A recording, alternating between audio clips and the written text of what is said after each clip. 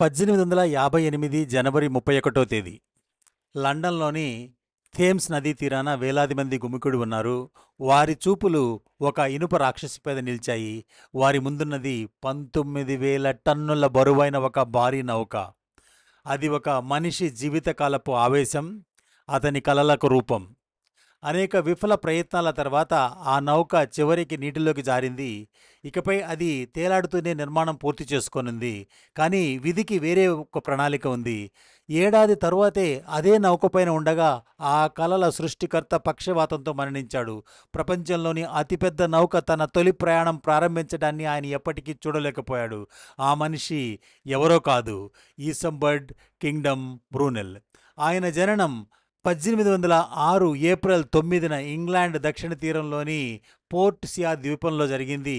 ఆయన తండ్రి mark బ్రూనెల్ 1793 French విప్లవం నుంచి తప్పించుకొని బ్రిటన్లో ఇంజనీరుగా తన వృత్తిని నిర్మించుకున్నాడు.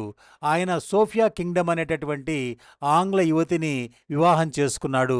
వారికి పుట్టినటువంటి ఏకైక కుమారుడే ఈసంబర్గ్ కింగ్డమ్ బ్రూనెల్. చిన్నప్పటి నుంచే బ్రూనెల్ జీవితం ఇంజనీరింగ్తో మమేకమై ఉంది.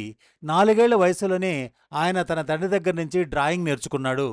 8 ఏళ్లకే జామితి నేర్చుకున్నాడు. ఫ్రాన్స్లో విద్యను అభ్యసించి నిపుణుల వద్ద శిక్షణ పొందిన తర్వాత బ్రూనెల్ మళ్ళీ ఇంగ్లాండ్కి వచ్చి తన తండ్రితో కలిసి పనిచేశాడు. వారిద్దరి తొలి ప్రాజెక్ట్ థేమ్స్ టన్నెల్. ప్రధాన నదికి క్రిందకు తవ్వినటువంటి ప్రపంచపు తొలి స్వరంగం అది. చాలా ప్రమాదమైంది, ఖరీదైంది, తరచూ వరదలతో నిండిపోతూ ఉండేది. కానీ ఇది బ్రూనెల్ను సాహసోపవంతమైనటువంటి ఇంజనీర్గా తీర్చిదిద్దింది.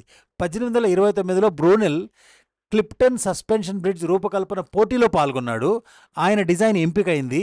ఇది ఆయన యొక్క స్వతంత్ర వృత్తి జీవితానికి ఆరంభం కూడా అయింది. కొద్ది కాలానికే ఆయన గ్రేట్ వెస్టర్న్ రైల్వేకి ప్రధాన ఇంజనీర్గా అయ్యాడు. ఇది బ్రిటన్ను శాశ్వతంగా మార్చేసినటువంటి ప్రాజెక్టు. ఆయన కల లండన్ నుంచి ప్రయాణికులను రైల్లో బ్రిస్టల్ చేర్చి అక్కడి నుంచి అట్లాంటిక్ మహాసముద్రం దాటే ఒక మహా ఆవిరి నౌకలో ముందుకు సాగడం.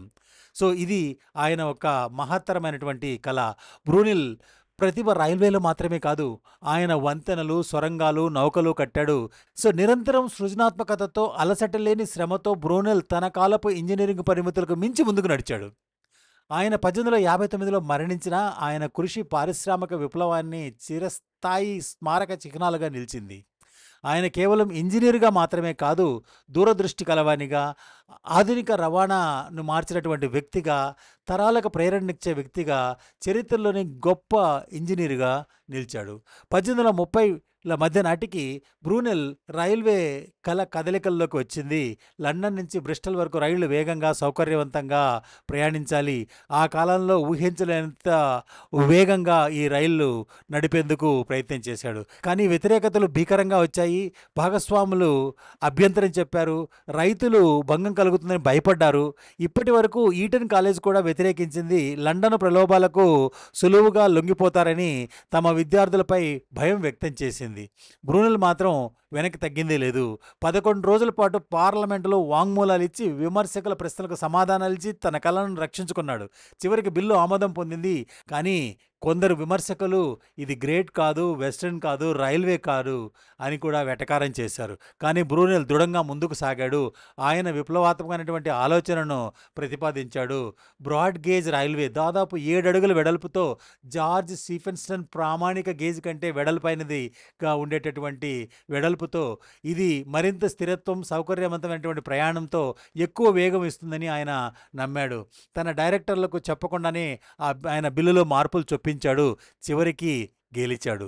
1835లో గ్రేట్ వెస్టర్న్ రైల్వే చట్టం రాజముద్ర పొందింది. లండన్ నుంచి బ్రిస్టల్ వరకు రైల్వే లైన్ నిర్మించబడింది. బ్రూనెల్ కళ ఒక కొత్త రవాణా యుగానికి మార్గం వేసింది. ఈ ప్రాజెక్ట్ గుండెకాయలో ఆయన ధైర్యమైనటువంటి ఆలోచన ఉంది. బాక్స్ టన్నెల్ దాదాపు 2 మైళ్ళ పొడవైనటువంటి సున్నం రాతితో కోసినటువంటి సొరంగం. విమర్శకులు దీన్ని పిచ్చి పనిగా తేల్చారు. ఒకరు వెటకారం చేస్తూ చెప్పారు, బ్రేకులు పనిచేయకపోతే రైలు సొరంగం దాటి బయటకు 120 మైళ్ళ వేగంతో దూసుకెళ్తుంది. ఈ వేగం ప్రయాణికులను ఊపిరాడనివ్వదు అని కూడా విమర్శించారు. కానీ బ్రూనెల్ యొక్క అచంచలమైనటువంటి నమ్మకం విజయం సాధించింది.